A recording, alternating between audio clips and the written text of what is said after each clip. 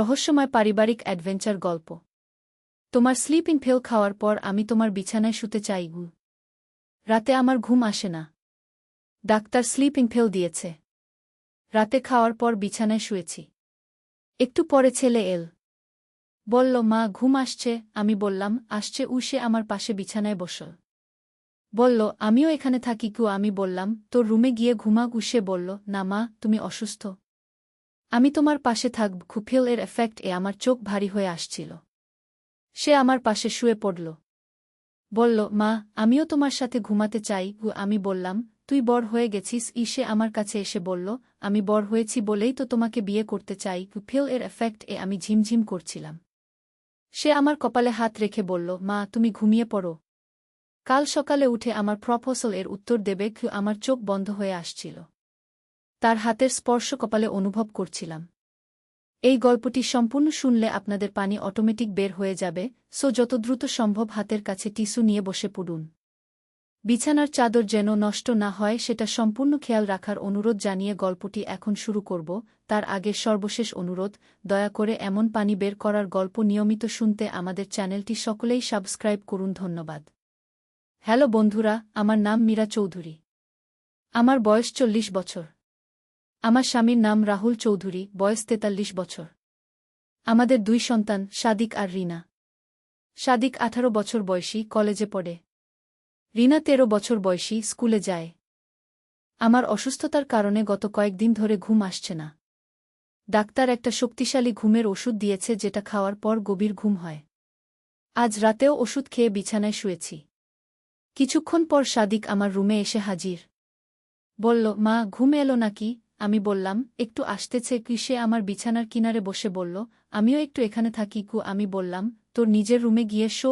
সে বলল, মা তুমি অসুস্থ, আমি তোমার পাশে থাকব। ওষুধের প্রভাবে আমার মাথা ঝিমঝিম করতে শুরু করেছে। চোখ ভারী হয়ে আসছিল।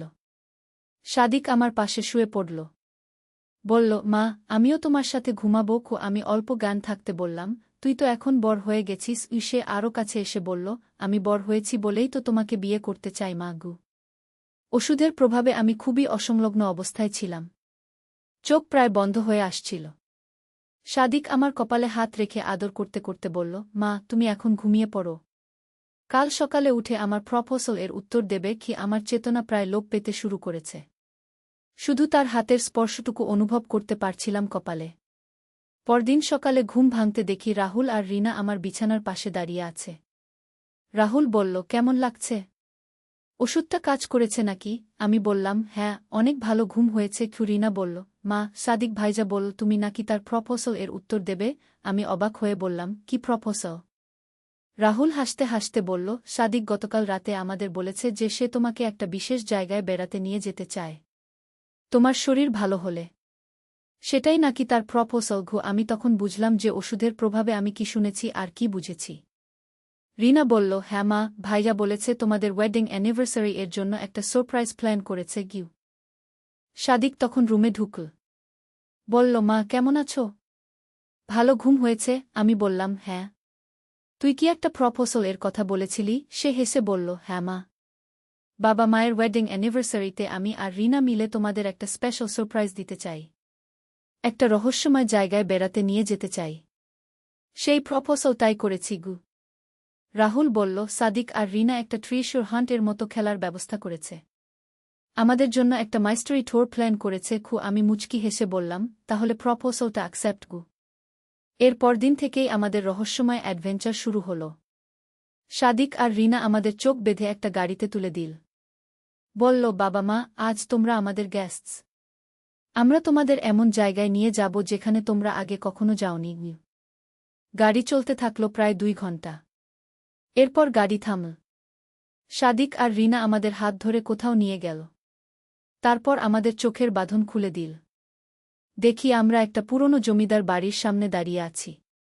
রিনা উৎসাহিত হয়ে বলল, মা এটা আমাদের দাদু মানে তোমার শ্বশুরের পুরনো বাড়ি।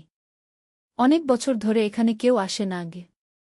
সাদিক বলল, বাবা আমি রিসার্চ করে জানতে পেরেছি যে এই বাড়িতে অনেক পুরনো দিনের স্মৃতি লুকিয়ে আছে। আমরা আজ একসাথে এই বাড়ি এক্সপ্লোর করব। রাহুল অবাক হয়ে বলল, কিন্তু এই বাড়িতে তো অনেক বছর ধরে কেউ থাকে না। চাবি পেলে কোথায়?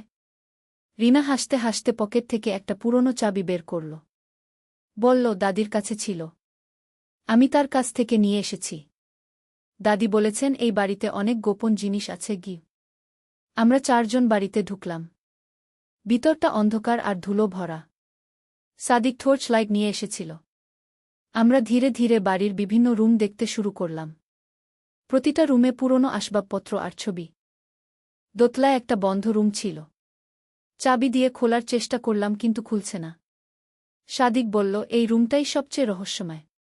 দাদি বলেছেন এখানে আমাদের পূর্বপুরুষদের অনেক গোপন কথা লুকানো আছে গি। রিনা বলল, আমার মনে হচ্ছে এখানে কোনো ট্রেজার আছে। আমরা সবাই মিলে রুমের চারপাশ খুঁজতে শুরু করলাম। হঠাৎ করে রাহুল দেয়ালের একটা লুজ ব্রেক খুঁজে পেল। সেটা সরাতে ভিতর থেকে আরেকটা চাবি বেরিয়ে এল।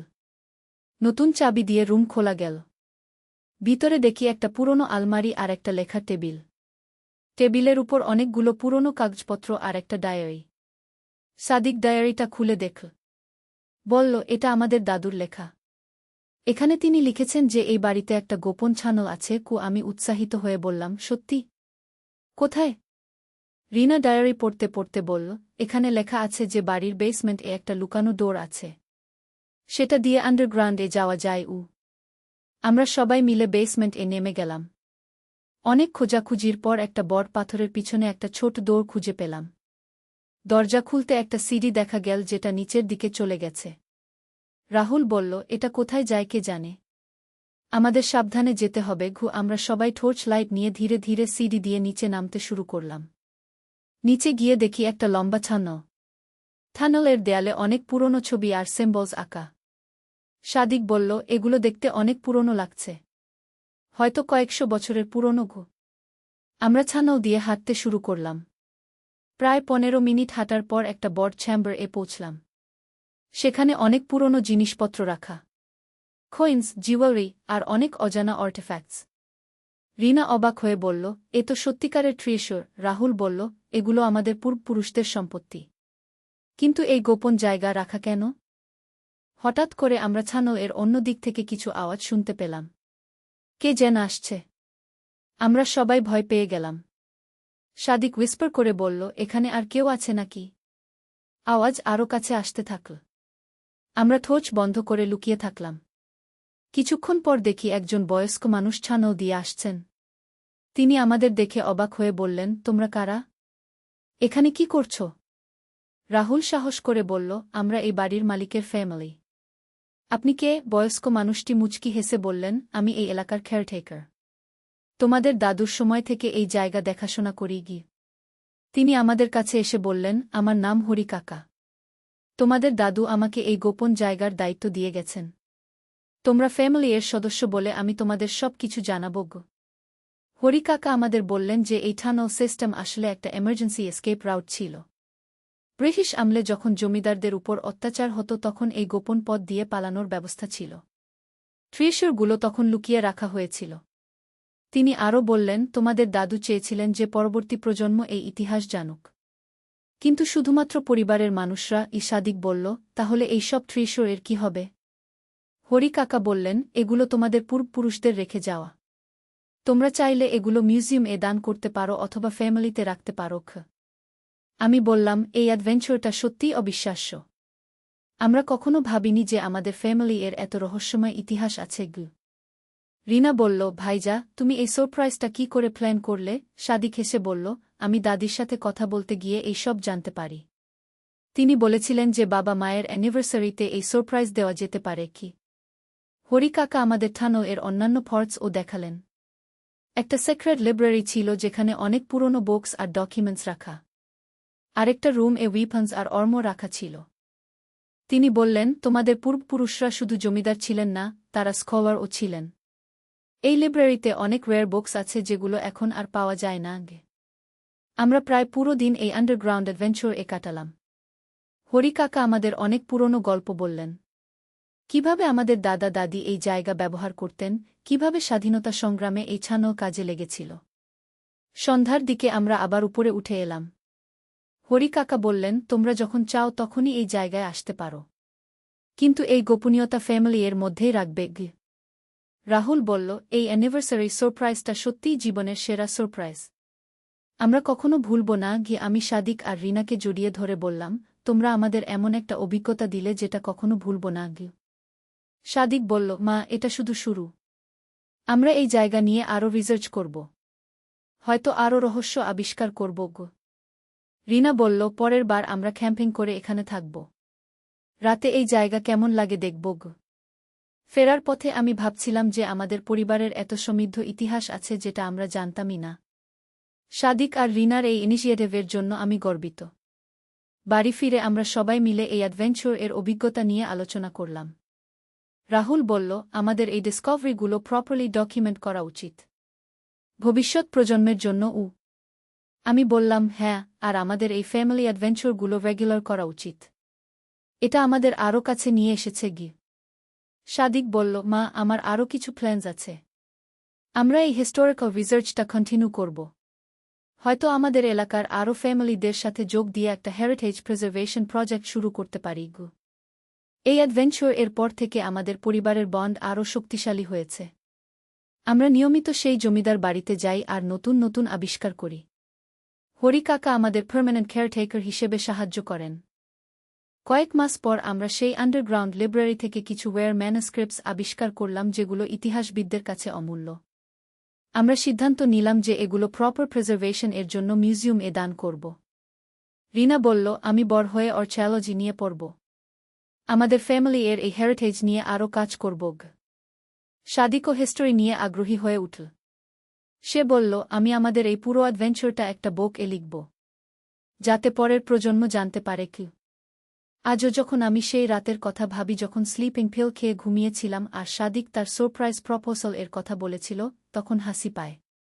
তার সেই ছোট্ট প্রপোজাল থেকেই আমাদের এত বড় একটা অ্যাডভেঞ্চার শুরু হয়েছিল। এখন আমাদের পরিবারের একটা নতুন ট্র্যাডিশন হয়েছে। প্রতি অ্যানিভার্সারিতে আমরা এমন কোনো অ্যাডভেঞ্চার প্ল্যানিং করি যেটা আমাদের আরও কাছে নিয়ে আসে।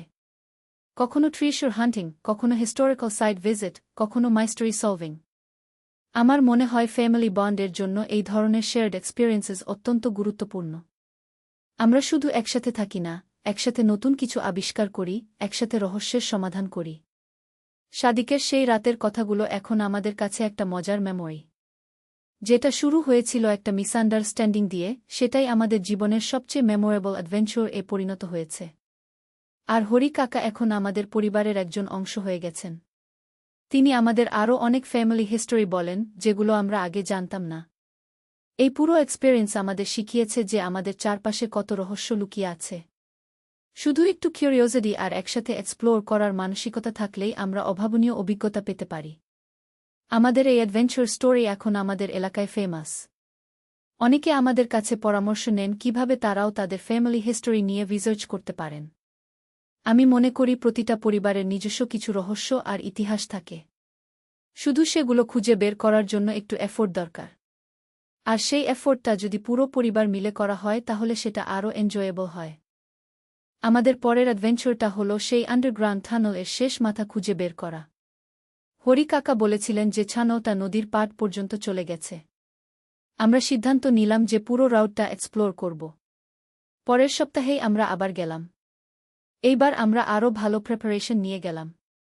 Rope, extra torch, first aid kit, খাবার পানি সব নিয়ে গেলাম।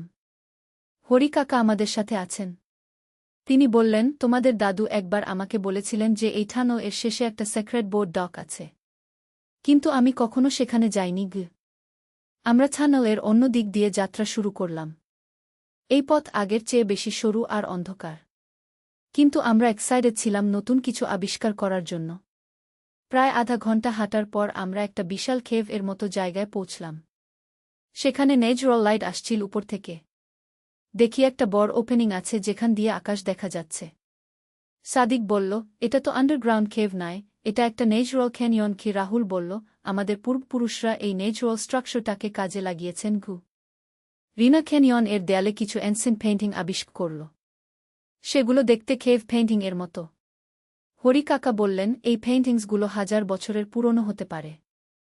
আমাদের এলাকায় সেই আমল থেকে মানুষ বাস করে।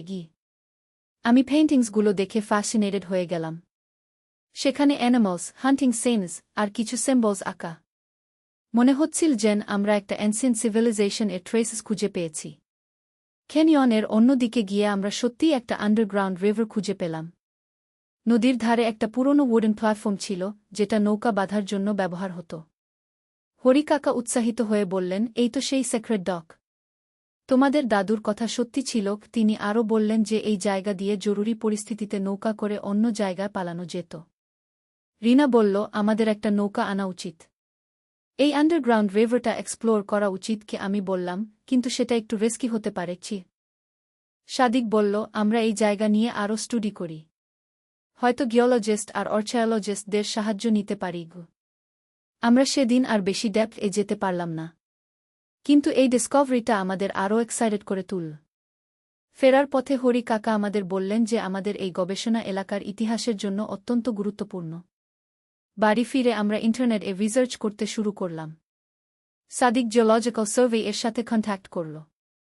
রিনা আর্চায়োলজি ডিপার্টমেন্ট এর সাথে যোগাযোগ করল।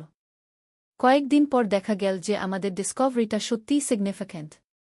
লোকাল ইউনিভার্সিটি থেকে একটা রিসার্চ টিম আমাদের সাথে দেখা করতে এল। তারা বললেন যে আমাদের খুঁজে পাওয়া পেইন্টিংস আর আর্টিফ্যাক্টসগুলো এই অঞ্চলের অ্যানসিয়েন্ট হিস্টোরি এর জন্য অমূল্য। তারা প্রপার এক্সকেভেশন আর প্রিজার্ভেশন এর জন্য প্রজেক্ট শুরু করতে চান। আমি গর্বিত ছিলাম যে আমাদের পরিবারের একটা ছোট অ্যাডভেঞ্চার থেকে এত বড় একটা আর্চায়োলজিক্যাল ডিসকভারি হয়েছে।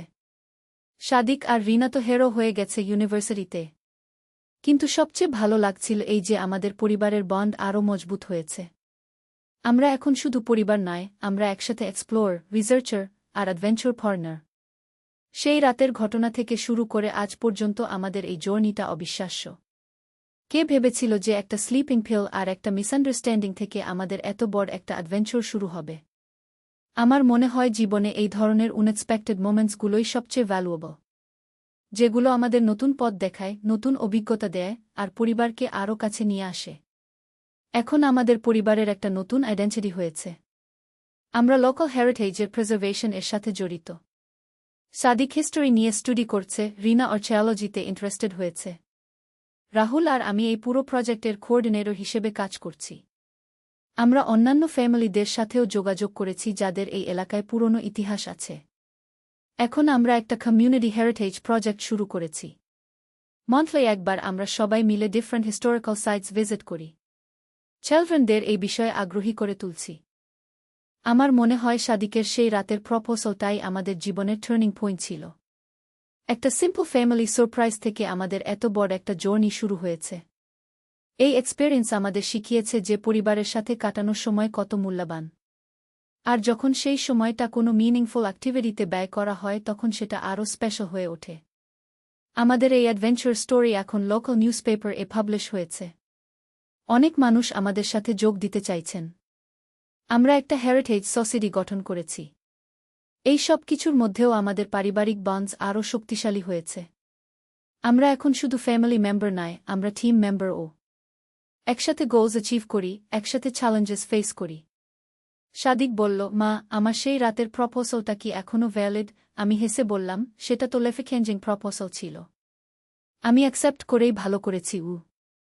রিনা বলল, ভাইয়া, সেই প্রপোজালের জন্যই আমরা আজ এই জায়গায় পৌঁছেছি।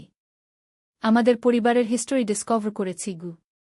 রাহুল বলল, এই অ্যাডভেঞ্চারটা আমাদের দেখিয়েছে যে আমরা একসাথে কত কিছু করতে পারি। আমাদের ফ্যামিলি এর পোটেনশিয়াল কত বেশি। আজকাল আমি যখন রাতে ঘুমাতে যাই তখন সেই রাতের কথা মনে পড়ে। স্লিপিং পিল এর এফেক্ট, এই যে অদ্ভুত কনভারসেশন হয়েছিল, সেটা থেকেই আমাদের এই অবিশ্বাস্য জার্নি শুরু। আমার মনে হয় লাইফ এ এই ধরনের সেরেন্ডিপিটি মোমেন্টস অনেক আছে, কিন্তু আমরা সেগুলোকে কাজে লাগাই না। আমরা ভাগ্যবান যে আমরা সেই মোমেন্টটাকে একটা বিউটিফুল অ্যাডভেঞ্চার এ কনভার্ট করতে পেরেছি। এখন আমাদের পরিবারের একটা মিশন আছে। আমরা আমাদের এলাকার হেরিটেজ প্রিজার্ভ করব, আর পরের জেনারেশন এর কাছে সেটা হ্যান্ডওভার করব। আমাদের এই স্টোরিটা অনেকের কাছে ইন্সপিরেশন। অনেক ফ্যামিলি এখন তাদের নিজেদের হেরিটেজ নিয়ে কাজ করা শুরু করেছে। আমাদের দেখে তারাও বুঝেছে যে পারিবারিক রিসার্চ কত ইন্টারেস্টিং হতে পারে। সাদিক এখন একটা ব্লগ মেইনটেইন করে যেখানে সে আমাদের এই অ্যাডভেঞ্চার্স এর ডিটেইলস লেখে। অনেক মানুষ সেই ব্লগ ফলো করে। তারাও তাদের আউন ফ্যামিলি অ্যাডভেঞ্চার্স শেয়ার করে। রিনা স্কুল এ প্রেজেন্টেশন দিয়েছে আমাদের এই ডিসকভারি নিয়ে। তার ক্লাসমেটসরা খুব ইন্টারেস্টেড হয়েছে। তারাও এখন তাদের ফ্যামিলি হিস্টোরি নিয়ে জানতে চায়। আমি মনে করি আমাদের এই এক্সপেরিয়েন্স সবচেয়ে বড় লেসন হল যে পরিবার মানে শুধু একসাথে থাকা নয়। পরিবার মানে একসাথে গ্রো করা, একসাথে এক্সপ্লোর করা, একসাথে কন্ট্রিবিউট করা। আমাদের ম্যারেজ অ্যানিভার্সারি এর সেই সারপ্রাইজ থেকে শুরু করে আজ পর্যন্ত আমাদের পরিবারের ডেফিনেশন কমপ্লিটলি চেঞ্জ হয়ে গেছে। আমরা এখন একটা পারপোজফুল ফ্যামিলি। এই পুরো জার্নিটা আমাদের প্রুভ করেছে যে ফ্যামিলি অ্যাডভেঞ্চার সবচেয়ে রিওয়ার্ডিং এক্সপেরিয়েন্স। কারণ সেখানে লাভ, ট্রাস্ট, কোঅপারেশন আর শেয়ার্ড গোলস সবকিছু একসাথে থাকে। আমার বিশ্বাস সব পরিবারের মধ্যে এই ধরনের পোটেনশিয়াল আছে। শুধু একটা স্টার্টিং পয়েন্ট দরকার। আমাদের ক্ষেত্রে সেটা ছিল সাদিকের সেই রাতের মিষ্টি প্রপোজাল। এখন যখন আমি স্লিপিং পিল খাই তখনও সাদিক আমার রুমে এসে জিজ্ঞেস করে, মা, ঘুম আসছে?